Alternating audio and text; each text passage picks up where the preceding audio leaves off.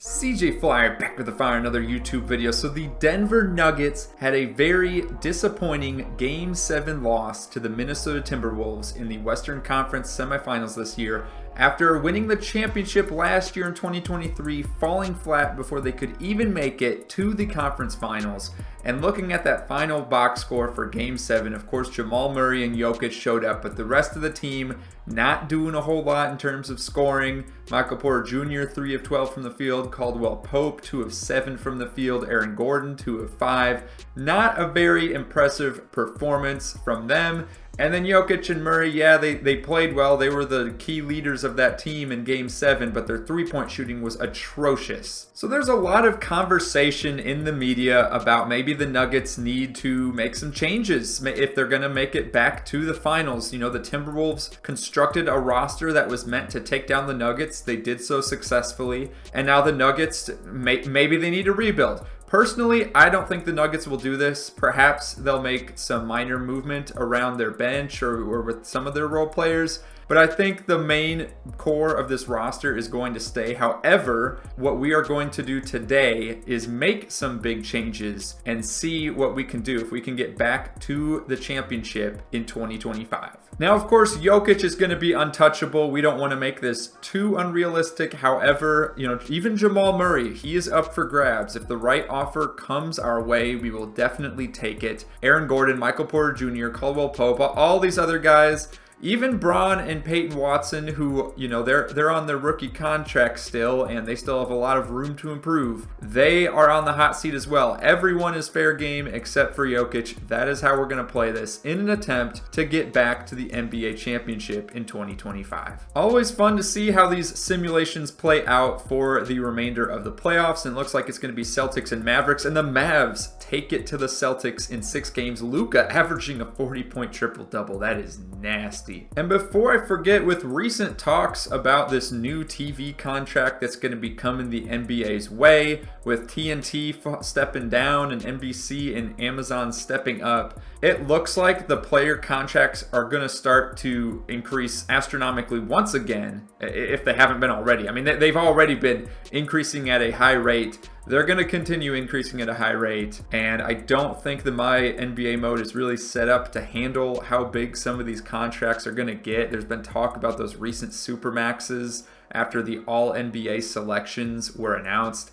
I mean, it's going to get ridiculous. I remember a decade ago, we thought $20 million was such a huge contract, and now it's going to be what, like 50, 60, 70 million per year. I mean, it's going to get insane. It's already 50 million. It's going to get even higher. So we are going to set the inflation rate to 100, and we might even need to tweak it beyond that in future seasons. The Nuggets do have a draft pick in the upcoming draft, a late first rounder and a late second rounder. Unfortunately, those are not able to be traded because if you look, we don't have a 2025 first round pick, and you cannot trade your picks away in consecutive years. So the best we could probably do is a pick swap, which I don't think anyone wants to swap for the 28th pick at all, so it's kind of pointless. Now, looking at the contracts for the Nuggets right now, this is pre-NBA draft, pre-team and player options, pre-free agency, so a lot of this is going to change pretty quickly. As you can see, a lot of players on this roster, including Caldwell Pope. He's got a player option. He's more than likely going to accept that with a salary of $15 million per year.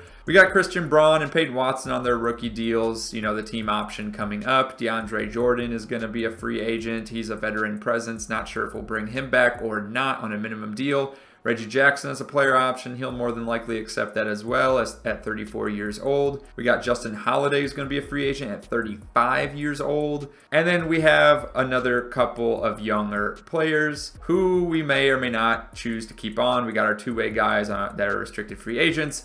So a lot of players could end up leaving this team within the next couple months here. We are going to simulate the NBA draft because personally, I don't really care who we end up getting. Okay, so we get Woody Popson from University of Miami, Florida. He is a shooting guard, point guard. And to be honest, I'm not that interested in signing him on. He's a pretty low overall. It seems like his potential is probably pretty low.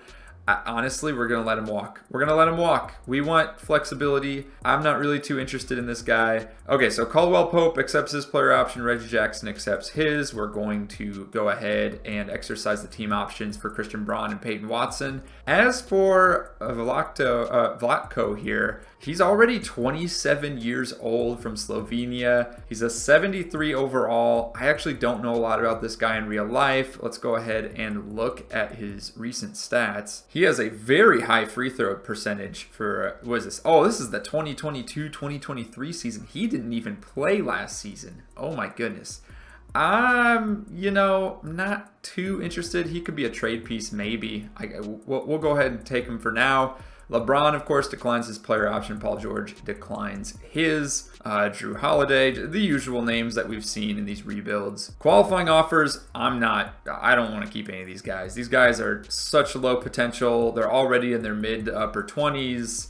No, we're not interested in any of those guys. And all right, we are now to the moratorium period. And if we go ahead and look at our cap situation, we do not have any cap space due to the mega contracts of some of the players on this team. We do have some cap holds, which we will hang on to for the time being. I don't think there's any reason to renounce the rights of any of these guys because it's not going to create enough cap flexibility at the moment to where it'll really matter. What we do need to look at is some of these trade offers for some of the key pieces on this team. First of all, Kentavious Caldwell-Pope. Just curious what is out there. And right off the bat, I mean, we got a backup center just sitting around available who's in his mid-20s. He's fairly young. That's already kind of, I don't want to say improvement because, again, Caldwell Pope's a different type of player. But we have some options here. Now, something I did want to look at. The Pistons did end up drafting Matt Buzelis, who I believe is where he's projected to go in mock drafts as of right now. I don't think he puts this team over the edge to do much better than how the Pistons played this past season. Obviously, they could maybe sign some big free agents in the offseason.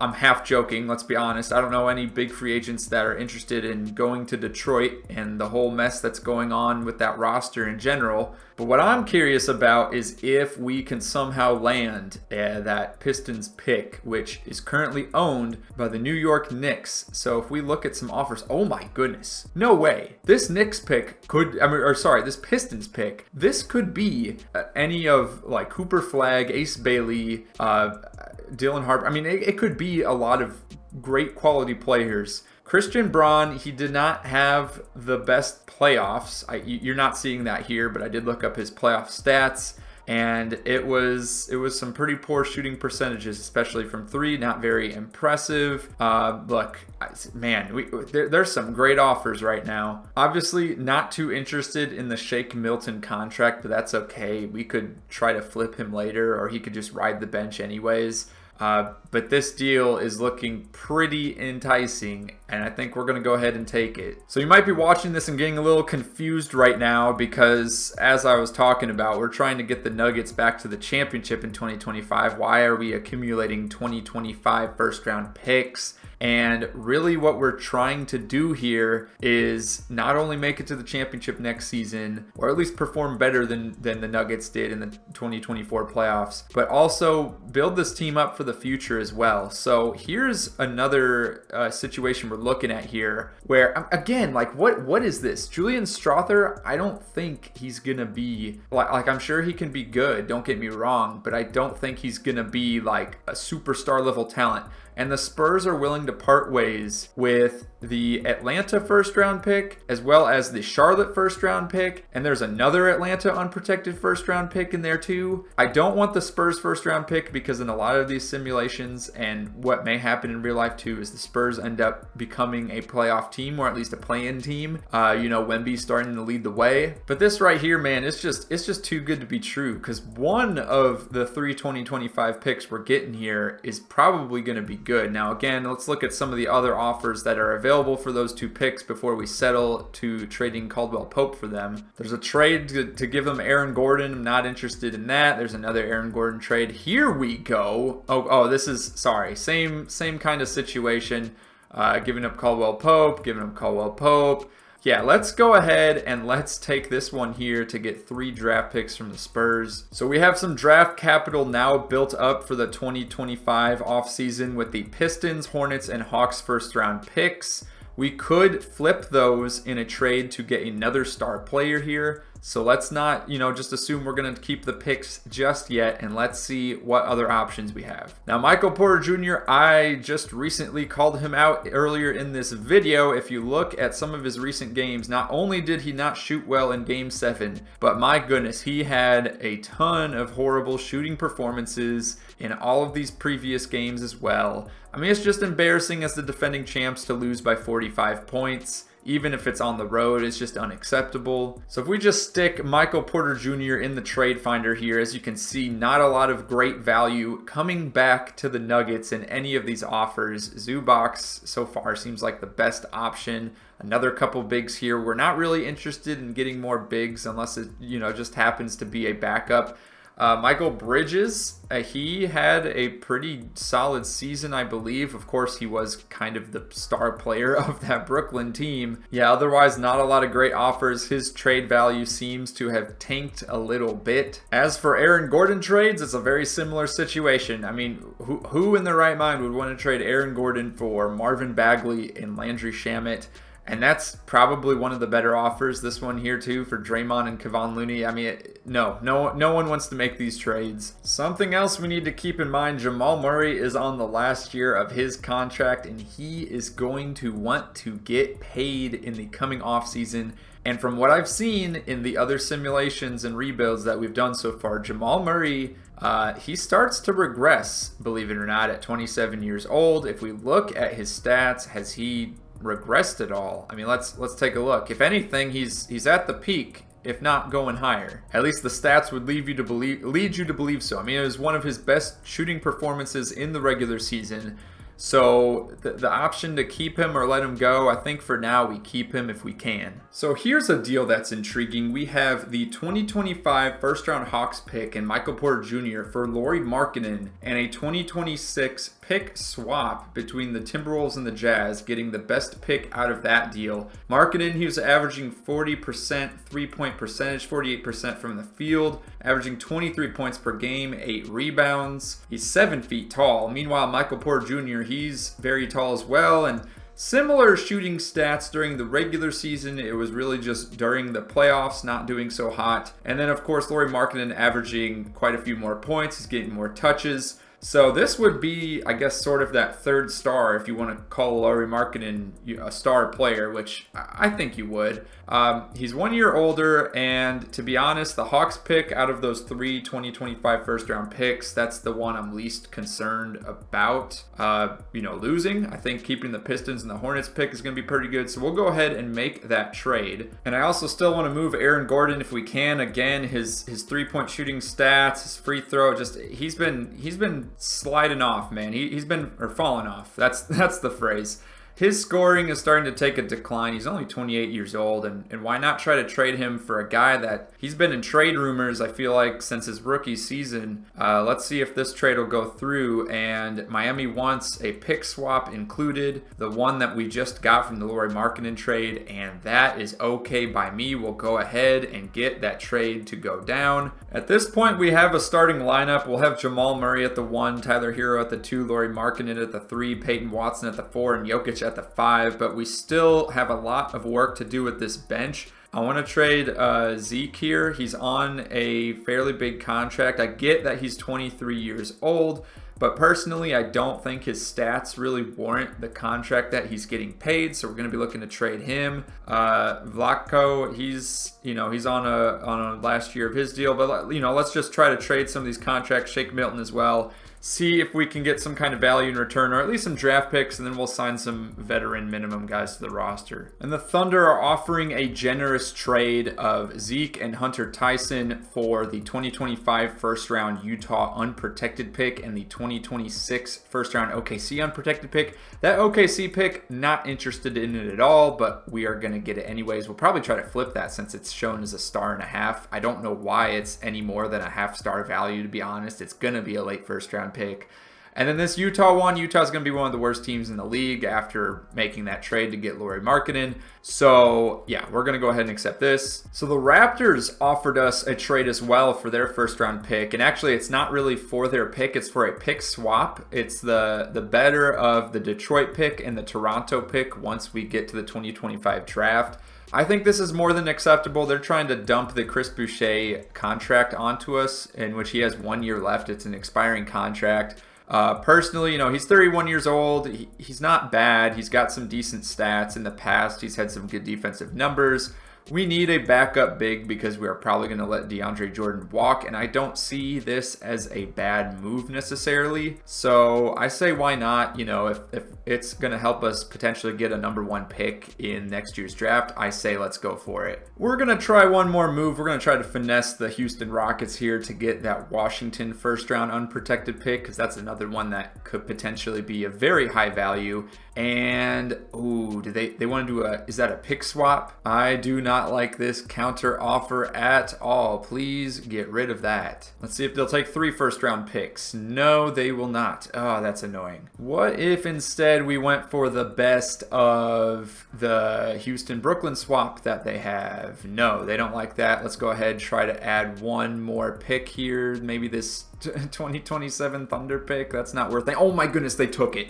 They took it. Let's go. So now for the upcoming 2025 NBA draft, we got the Hornets first round pick. We have the best of the Rockets or Nets. We have the best of the Pistons or Raptors, and we have the Jazz pick. So that should be enough to guarantee us the #1 pick, or at least a top 3 pick in next year's draft. I said Chris Boucher could be a good backup center, but actually I was just thinking about it. If we could clear more cap space, that would be ideal. Or if there's someone of value available in the trade market here, like Clint Capella off the bench, that is probably a much better backup center than Chris Boucher. Or we could go for even more draft picks. I don't think Cleveland's going to be that bad though. That being said, I mean, draft picks, that is going to clear the cap space. So there. We go into moratorium period. Our cap space is only -4 million now. How many more players do we have on this roster? Oh, we could slide into the positive. It's not going to be enough to do anything drastic. Well, I don't know. We'll probably get rid of these last 2 guys here. We'll have 5 guys on the roster, and then we're going to sign a whole bunch of guys to minimum deals. Okay, I can't find any good offers for these 2 guys, so we're going to hang on to them for the time being. And yeah, at this point, we just need to sign anyone that we can afford here, which it's really just going to be mid-level exception guys and guys on minimum contracts. But there's enough talent out there that off the bench that'll be totally fine. Right off the bat, of course, you know we got to go for Luke Kennard. He has been a great addition to that Grizzlies team with his shooting, and being able to pick him up would be very much ideal. Actually, hold on. I want to sign him to a 3-year deal if possible. Just to actually no, after 2 years, he'll be available for a minimum contract. That's fine. We'll go ahead and take him for 2 years. Joe Ingles would be a nice veteran presence to a team contending for a championship, and despite playing the fewest minutes of his career, he did shoot the ball very well for the Orlando Magic. He was definitely a key piece of that team, so we'll go ahead and add him on a minimum deal. Robin Lopez available as well. We can bring him in. Oh no, Joe Ingles decided to sign with the Lakers. Are you kidding me? Oh, but at least we get Robin Lopez, I guess. I guess Joe Harris and Doug McDermott it is for some shooting wings. And welcome back to the team, Justin Holiday. Why not bring him back? Come on, accept those offers. There we go. Okay, so that Pistons pick, you remember that one? Yeah, I'm not sure how much it's actually going to be worth now because LeBron decided to sign with the Pistons of all teams for whatever reason. He's back there. Okay, in Detroit.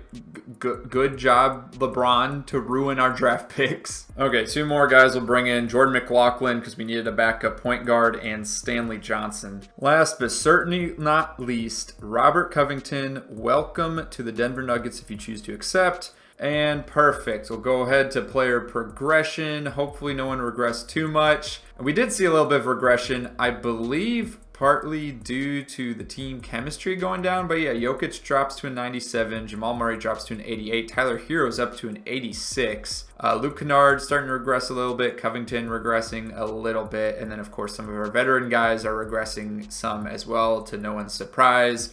But yeah, personally, I like the starting lineup better. The bench does leave much to be desired, which we will hopefully build up with our draft picks going into the 2025 draft. This is what the rotation looks like. We got Murray at the 1, Hero at the 2, Markkanen at the 3. We got Vlatko Kankar at the 4. To everyone's surprise, actually, I'm going to flip that around. I don't know why he's getting so many minutes. Peyton Watson at the 4, Jokic at the 5. We got Luke Kennard off the bench, McLaughlin, Robert Covington, Stanley Johnson. We are going 10 deep for now. We may or may not change that as we progress through the season. We'll just see how things go. And then one more time, just to recap on the draft picks that we have. For the 2025 draft, we got the Hornets, the Cavs, the Jazz. We have the best of the Rockets and Nets picks, and we have the best of the Pistons and Raptors picks. Nothing for 2026, and then 2027. We do have the protection backup for 2026 because the Denver pick is protected. Yes, top 5 protected. So unless we're one of the worst teams in the league, we are going to lose that. Same thing goes for the 2027 pick owned by the Oklahoma City Thunder. That is also top 5 protected. So we're about a couple months into this season, and interesting situation here. Lauri Markkanen is refusing to re-sign with the Denver Nuggets. He's having a great season. Not sure why he's refusing to re-sign, but we will figure that out in the offseason.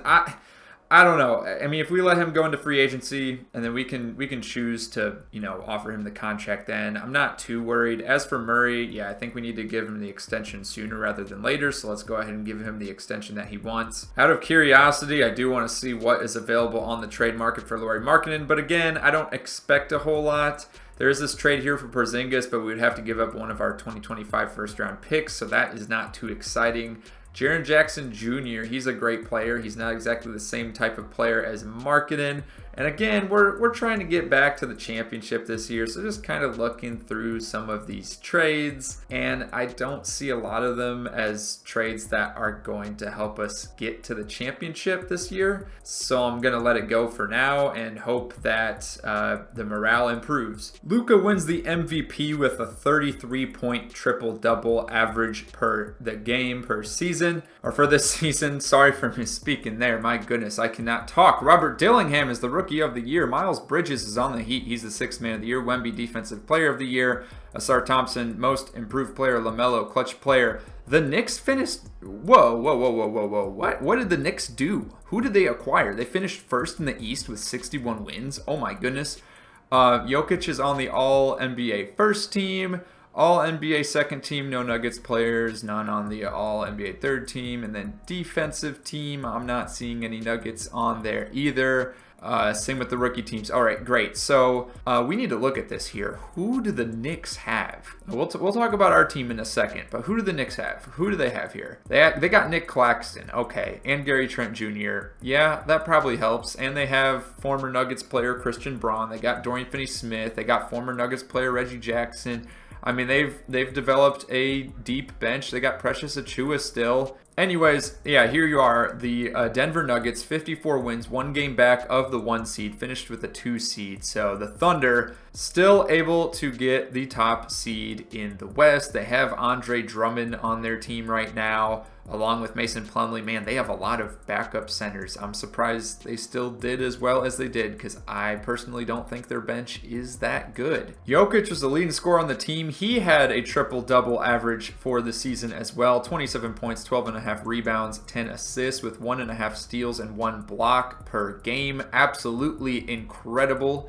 Jamal Murray, he's out for another couple weeks with a high right ankle sprain, but he was the second leading scorer with 21 points per game. Tyler Hero with 20 points per game, and Lauri Markkanen with 19. My goodness, we nearly had 4 players averaging 20 points per game. When else would you ever see that? And it's really just because we have a lot of guys on veteran minimum contracts on the bench.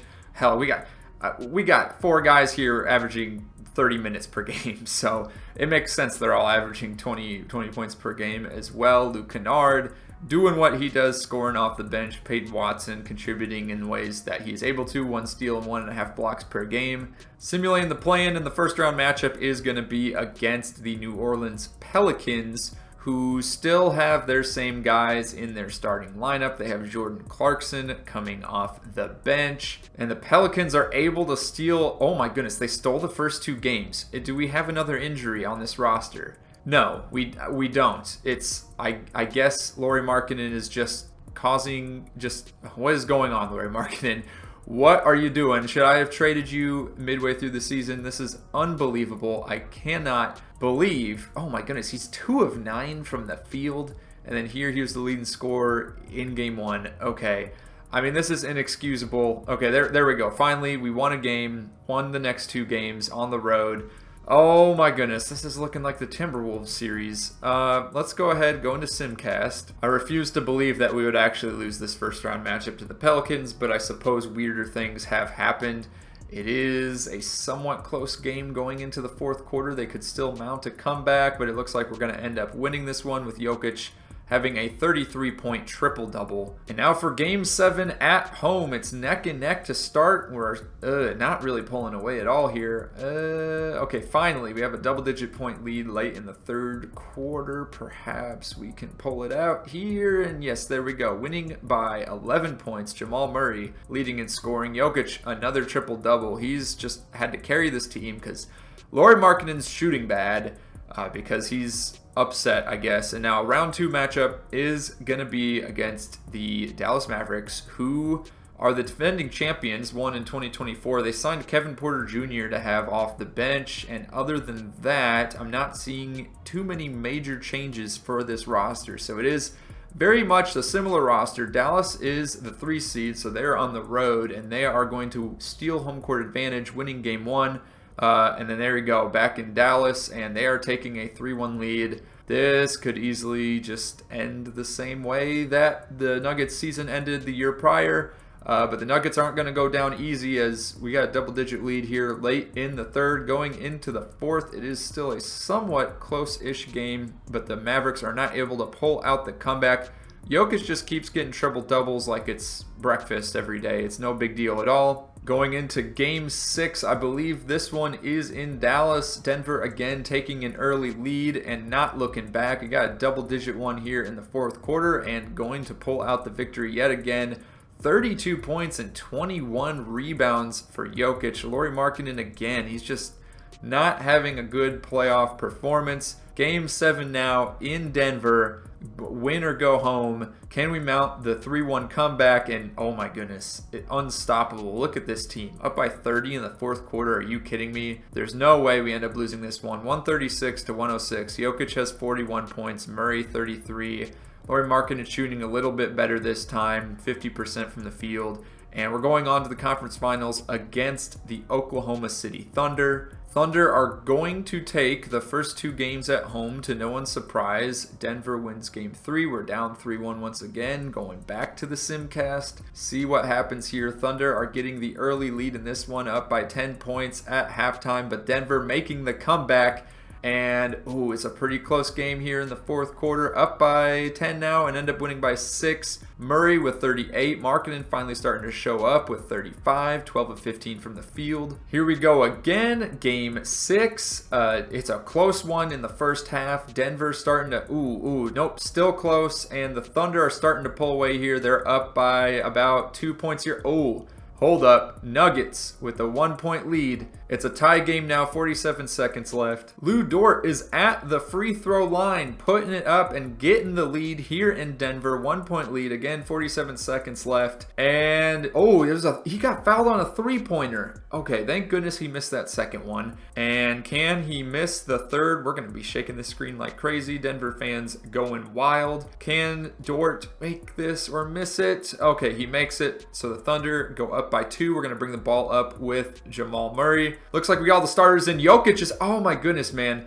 This happened in one of the other rebuilds. We got Jokic, or sorry, not Jokic, but the Thunder are just really good at getting those steals in the passing lanes. I really underestimate their ability to do that. We're going to get this pick here from Jokic. And there we go. Come on, can we? Oh my goodness, Chet. Chet just making us look silly right there. Oh, Jamal Murray wide open for three. Can he make it? Yes, he can. We are down by one now. We're going to need to foul here and hope that they miss a free throw. Giddey is putting up the first one. That one's good to go. And I guess even if they make the second free throw, we do have a chance to tie. That is exactly what's going to happen. We are not calling a timeout here. And in fact, we are going to try to go to Lauri Markkanen for a three-pointer if there's a play available. I don't see a play available. Okay, we're going to go to Jokic for a three. You got to go to your best player, right? So Jokic, oh, hold up. Robert Covington. Oh, no. Pass that off. Oh, no, we're running out of time. 3 seconds. Covington, can you be the savior? That is a contested three. No way. Yep. All right.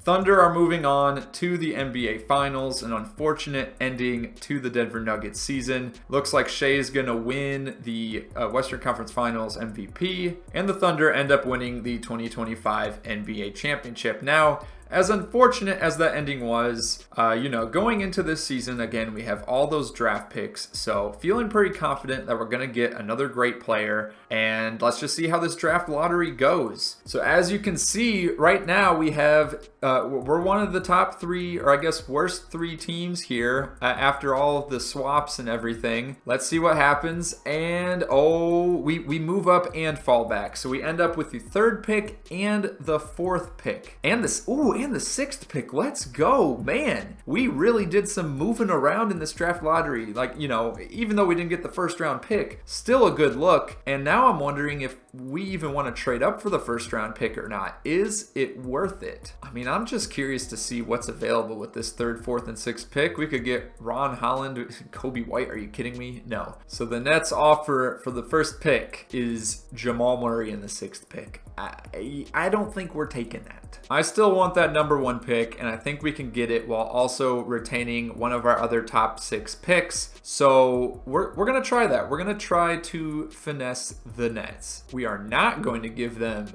Jamal Murray. No, sir. So I've put in here the 6th pick, the 15th pick, and the 27th pick, and I highly doubt they're going to take this, and no, they do not. Let's try to add some more picks. What if we did the 2026 1st round pick of ours? Still don't want it.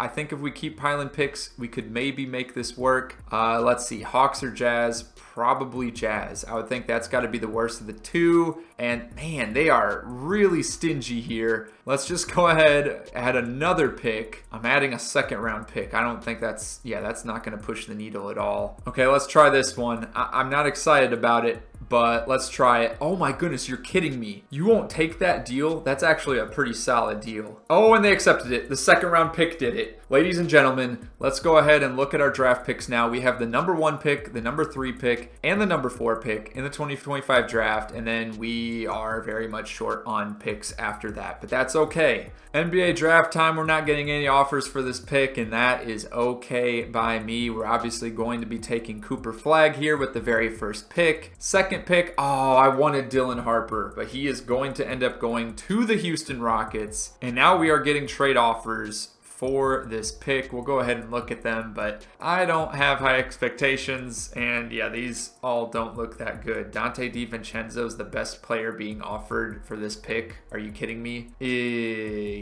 No. These offers are a joke. Okay, so in previous rebuilds, we would always get Ace Bailey, and then we had been taking VJ Edgecombe. We'll take Jaleel Bethia instead from Miami. So Ace Bailey will be the 3rd pick, and then the 4th pick, Jaleel Bethia. Welcome to the Denver Nuggets. Obviously, we're going to be signing all 3 guys. Peyton Watson, we'll go ahead and accept the team option for him. We have, oh my goodness, a lot of star players declining their player option and will become free agents. No qualifying offers. Lauri Markkanen, we are going to attempt to bring him back. He's not very happy, but he's not interested in negotiating either. Are you kidding me? All right, well, good luck getting signed. I mean, you look at all the people in front of you. good luck. Good luck. I wish you the best. Still not interested in negotiating. It looks like he is getting some offers. A lot of guys just got signed. Donovan Mitchell, where's he going to go? Looks like he will return to Cleveland, possibly. Speaking of contracts and people being happy, unhappy, it looks like Tyler Hero is also, for whatever reason, upset. I don't know what he's upset about. We might look to trade him. Peyton Watson is willing to re-sign, and we will definitely be doing that for him. So go ahead and give him a 2-year extension.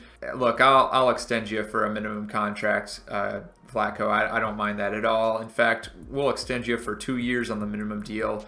Pickett is refusing to re-sign. He's someone that we'll look to trade, and then we'll see what the market is looking like for Tyler Hero, because that is not okay. We do not want an upset player on this team. It clearly hurt the team morale. Oh my goodness. You're offering a 28-year-old DeJounte Murray. He's probably going to regress a little bit, isn't he? The Heat want Hero back with Pickett for Bam Adebayo.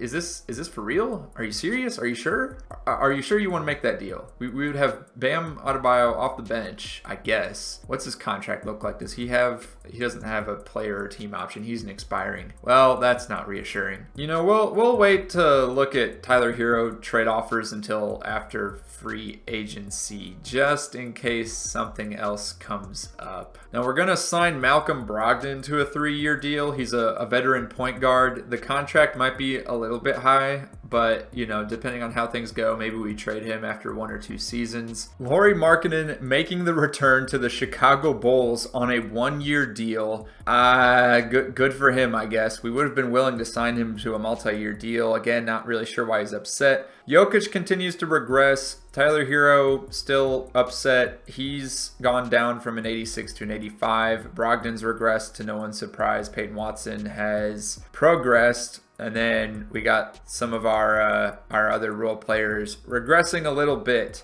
But that's okay. So we're going to go into the preseason here and then see what kind of offers are available for Tyler Hero. Never mind, Tyler Hero, he's fine now. He's good. He's relations pleased. I don't know what happened last season, but he seems to be fine now. This team's got some depth. If we go into the rotation here, we're going to have Jamal Murray at the 1, Hero at the 2, Ace Bailey at the 3, Cooper Flagg at the 4, and Jokic at the 5. So we got 2 rookies starting. We got Brogdon off the bench. We got Peyton Watson off the bench. We got the 3rd top 4 pick, Jaleel Bethia off the bench, Luke Kennard, Jordan McLaughlin off the bench as well. And then we signed veteran Tristan Thompson as a backup center if we need him.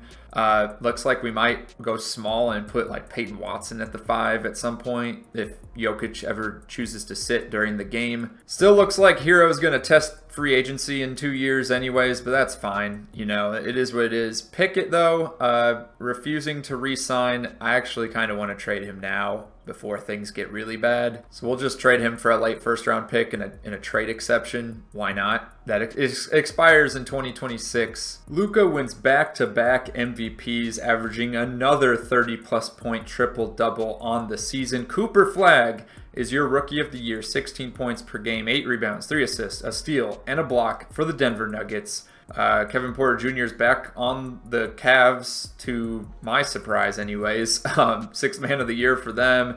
And Anthony Edwards, Clutch Player of the Year. The Raptors are the 1 seed in the East, and the Thunder are the 1 seed in the West. Jokic is out for 4 to 6 weeks with a right hand fracture, but he finishes on the All-NBA first team yet again. And then, of course, we're going to have none other than Ace Bailey on the All-Rookie first team, along with Cooper Flagg, and then on the All-Rookie second team, Jaleel Bethia. So our 3 rookies getting on the all-rookie teams. That's very impressive. We didn't have nearly as good of a finish in the regular season as we did in the 2024-2025 season, barely scratching out 50 wins. However, the start to the season was absolutely atrocious, losing a ton of games, and the fact that we were able to get a guaranteed playoff spot is actually kind of impressive if any of y'all were actually able to see the losses there, because they were pretty bad. So we're going up against Minnesota in round 1, who had 51 wins on the season. But before we get into that playoff series, again, oh my goodness, we have so many injuries. Tyler Hero out for the season. Jokic 4 to 6 weeks. Brogdon out for the season. Not very good. The scoring, we don't have 4 guys averaging 20 points per game anymore. The scoring's a little bit more spread out because we have more guys that can score, which is a great thing to see. but man, oh man, these injuries, not good. That's not going to bode well for us in this playoff series against the Timberwolves, who have John Wall starting at point guard now as opposed to Mike Conley. They got Derrick Jones Jr. They got Jason Tatum. Did they trade for Jason Tatum? Where's Karl Anthony Towns? Oh my goodness. We had an offer on the table that we were being offered Towns for, I believe, Jamal Murray at some point. Looks like they traded him for Jason Tatum. Okay, well, the Timberwolves are probably going to sweep us, to be quite honest, but we end up getting game 3. And yeah, there you go. This season's over. Thunder are in the finals again. They're going to win again. Shea gets finals MVP again, to no one's surprise. Simulated the NBA draft. We ended up drafting Bernard Ellis Jr., 21 years old, from St. Bonaventure. He's a center, and we'll go ahead and sign him. Team and player options, we have none. Luka declines his player option after winning MVP 2 years in a row. And we have enough money to bring back fan favorite Bruce Brown. He's not asking for much money anymore after getting his big payday initially from the Indiana Pacers. Looks like Tyler Hero changed his mind in this offseason. He is actually willing to re-sign, so we will go ahead and do that. He's happily accepted. And then Peyton Watson, who's been improving year over year, we'll go ahead and offer him another 2-year extension. And then, we cannot forget about Jokic.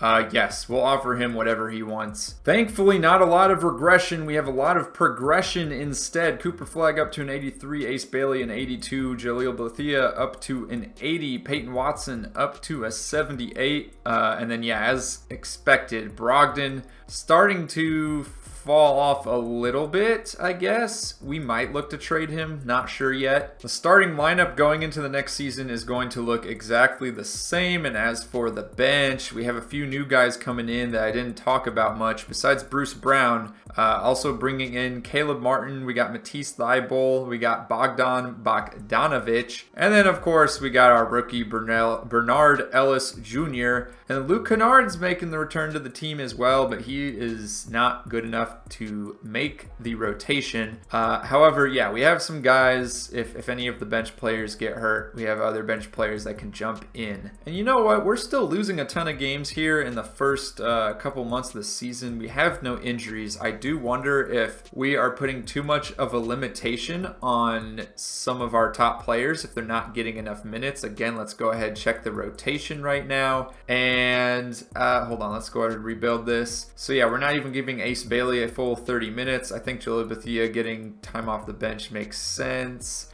I just don't know that we should really be going 10 deep here. Although I guess since everyone has stamina issues right here, maybe it's fine. Oh, this is an interesting trade offer. I'm not sure why this is being offered to us. Tyrese Maxey's only 26 years old. Jamal Murray, I guess he's not that much older. But still, I mean, look, Jamal Murray's scoring has fallen off. It very well could be he's just not getting as many touches. I think that's probably the case. If we look at the field goal attempts per game, or I guess for the season, 450. And if we look at Tyrese Maxey's right now, is it similar numbers? No, it's much higher. So I don't know, man. I don't care so much about this 2030 unprotected pick at the moment. Do we want to make this trade? Let's decline it for now, because right now we're actually in a good spot. We're second in the West. One thing we do need to check though, and I almost forgot about this earlier, we have some future picks coming up. We have a couple of 2030 unprotected picks. It's still a few years out, so they might not be worth as much.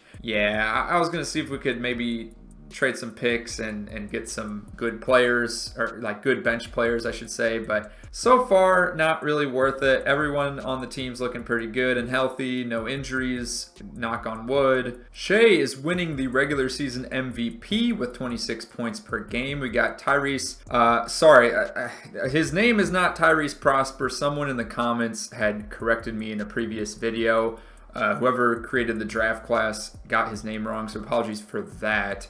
Victor Wembanyama is the defensive player of the year again. And the Thunder, oh my goodness. Oh man, 70 wins? 70? The CPU got 70 wins in a season. Jokic is out again with another injury. 4 to 6 weeks, broken right ankle, and no other Nuggets players on the All-NBA teams. And then, all defensive second team Cooper Flagg. Flag, he's injured right now. So I was just saying how we weren't really experiencing too much in the way of injuries. And now we're back at it again. We did end up finishing second in the West with 54 wins, nowhere near as impressive as the Thunder and their 70 wins. Jokic led the way in scoring. He averaged another triple-double, but it wasn't good enough to get that MVP over Shea. Cooper Flag gets 18 points per game with 8.5 boards, and oh, those defensive numbers are just glorious. Jaleel Bethia also getting a steal per game, Ace Bailey a steal and a block per game.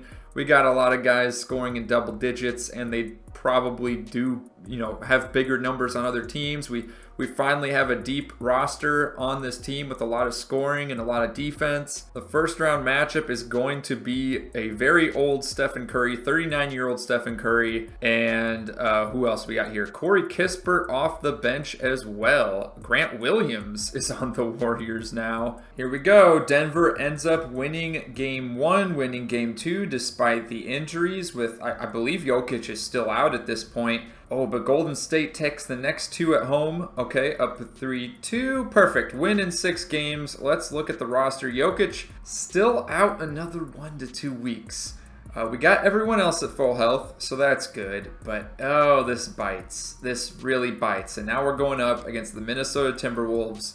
No more John Wall. They have Terry Rozier here, and otherwise it's the same roster as the year prior with Chris Murray added as well. Game 1, still end up winning game 1 despite, once again, the injuries, but we do lose home court advantage losing game 2. Let's see. Jokic is making little to no progress on his injury recovery.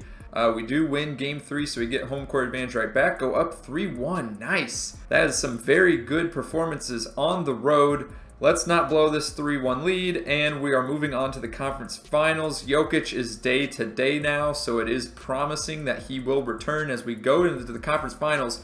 Dallas ends up beating the 70-win Oklahoma City Thunder. Unbelievable. And they did it without Luka? Where's Luka? Is he injured? Okay, Luka must have been injured, right? Oh my goodness, out for the season.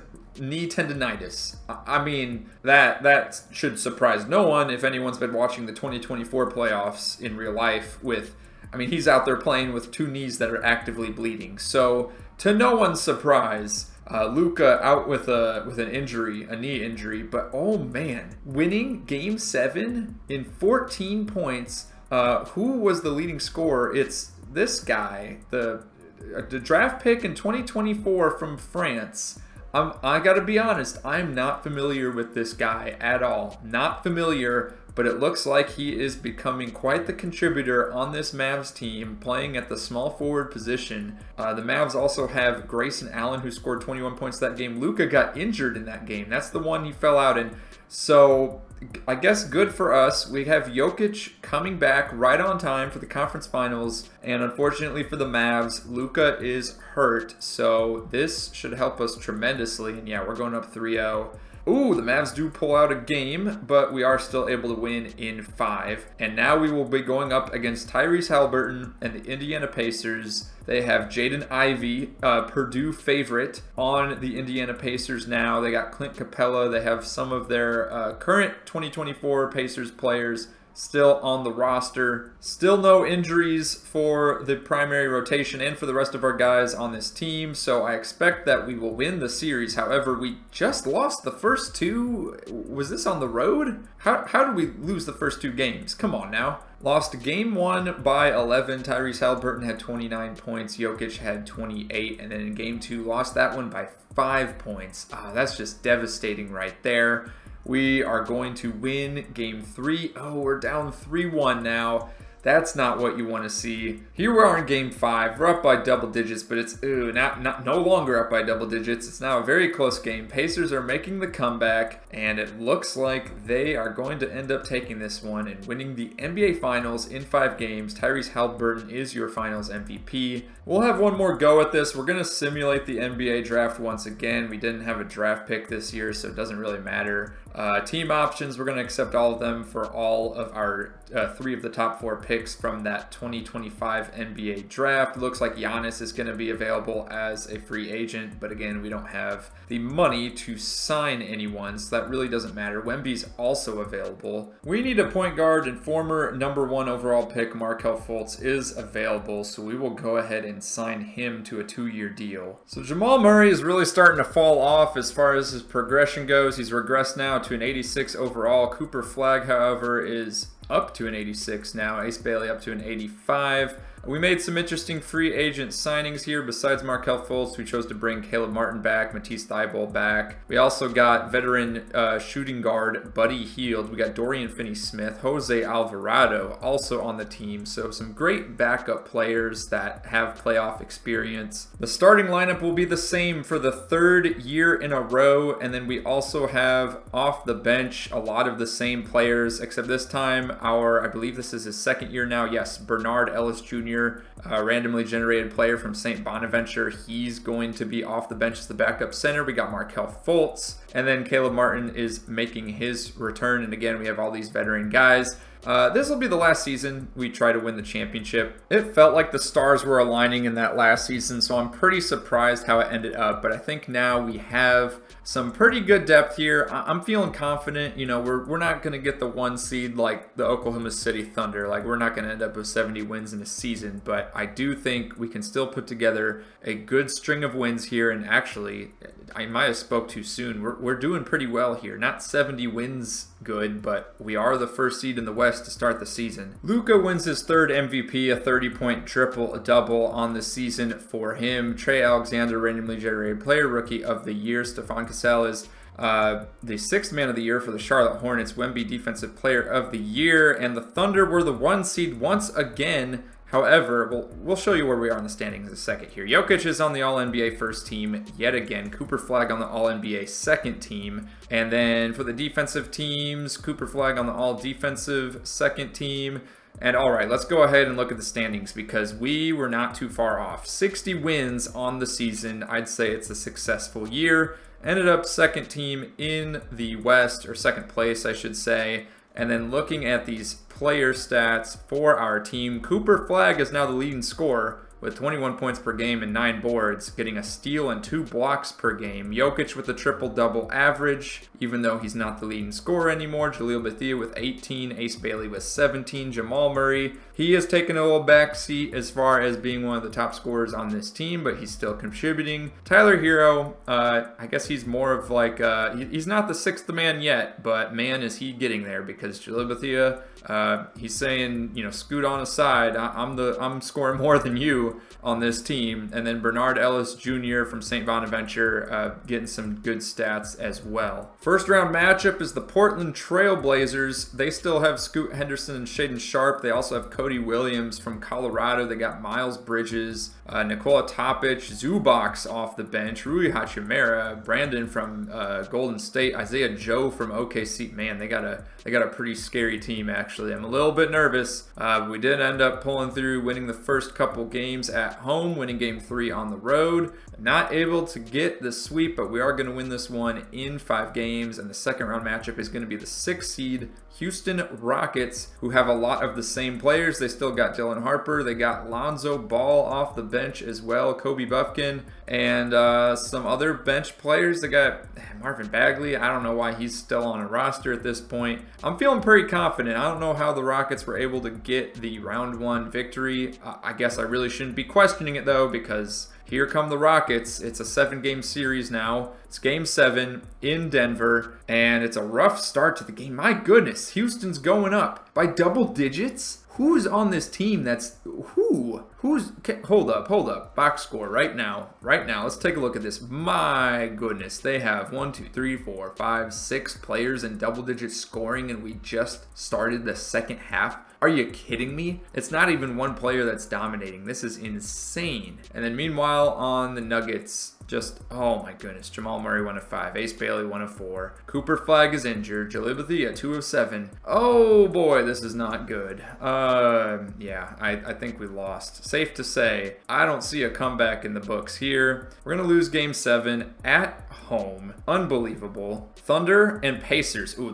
wow, that wasn't as exciting as I thought it was going to be. Thunder end up sweeping the Pacers. I said we'd only do the one last season, but to be quite honest with you, I'm feeling a little bit salty after that. We're gonna draft another center, Billy Anderson from South Florida, and then team and player options. Here we are yet again. All of our previous rookies up to accept their team options. We have some big names that have declined their player options. Restricted free agents, nothing to worry about. And then I believe it is now time to sign some players to some contract extensions here. Cooper Flagg, of course, will be the first of them. Ace Bailey, the second. We have enough money to do that. And then fingers crossed we have enough money to do this.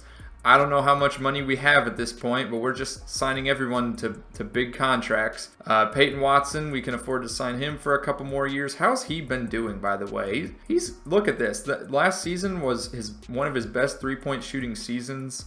He's averaging a few more points per game. I mean, he's looking good. Good role player. Austin Reeves is on the free agent market, and we have just enough money to sign him. He is going to accept a 2-year, $10 million deal. Oh, this is what we like to see for player progression. Jokic is sitting at a 96, but Ace Bailey and Cooper Flagg up to 89 overall now. Jamal Murray is still slipping, and that's fine. That's just how it's going to go. Tyler Hero in 84, Jaleel Bethia surprisingly did not move up or down. Peyton Watson up to a 79, Bernard Ellis Jr. up to a 78, and then some of our recent signings slipped a little bit. We did end up signing Jonathan Isaac, who we brought back Bruce Brown for a third time. Billy Anderson, our rookie, and then we got the return of Jeremy Grant.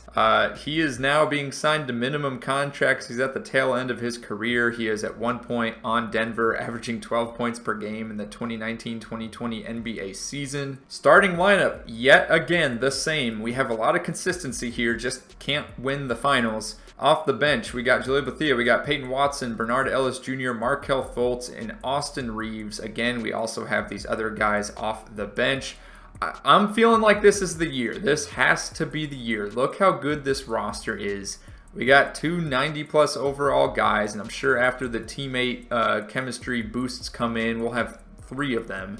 I mean, this team is stacked. We got the consistency built around them. Surely we can get at least one championship here. Luka wins another MVP, and do we have any Nuggets players at all? Look at that. We did get Coach of the Year, but we finished second in the West. Spurs get Executive of the Year, even though they finished lower in the standings. Usually they give that to the first or second place team in the league.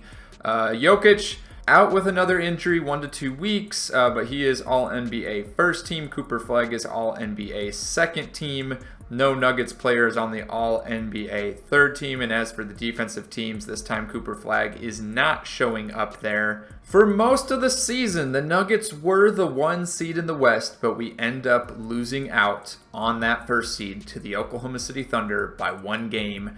61 wins on the season, still a good finish nonetheless. I am feeling like this could be the year, assuming we can survive the first round with Jokic's injury here. Cooper Flagg is, again, the leading scorer on the team, averaging a steal and 2 blocks per game. Ace Bailey is now overtaken Jokic as the second leading scorer on this team.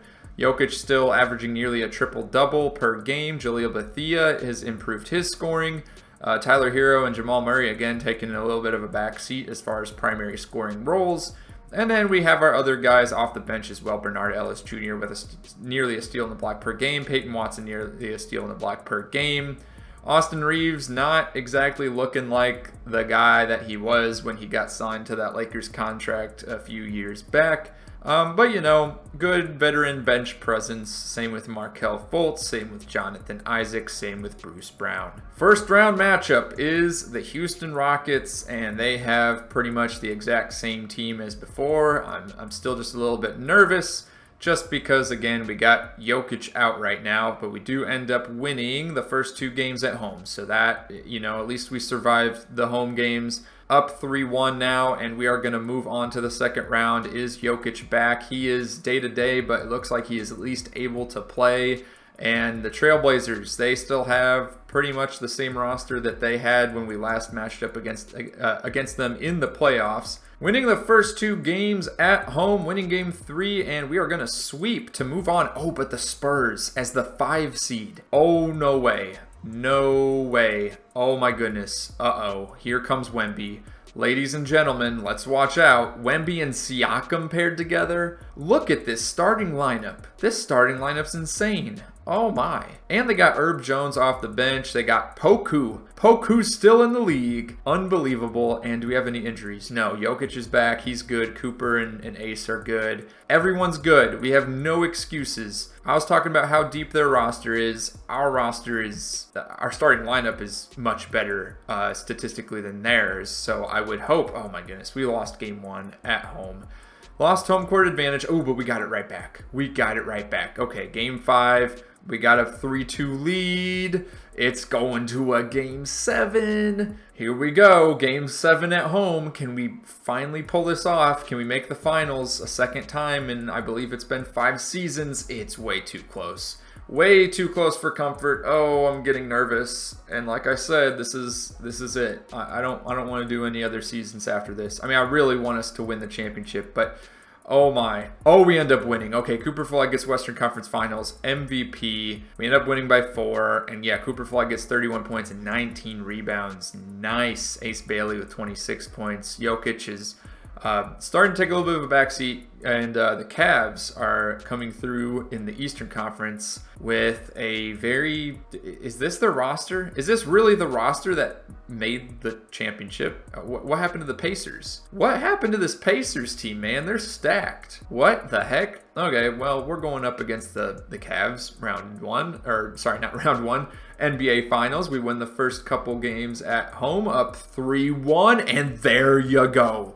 The Denver Nuggets. It took a few seasons, but after doing a little bit of rebuilding, retooling with this team, with this roster, getting some high-quality draft picks for the 2025 draft, and rebuilding around Jokic and Murray, end up getting to the NBA Finals and winning. Jokic gets Finals MVP, averaging a 23-point triple-double with 2.5 steals per game. And there you have it, winning the 2029 NBA Finals. Click on the video on the screen now for another off-season rebuild.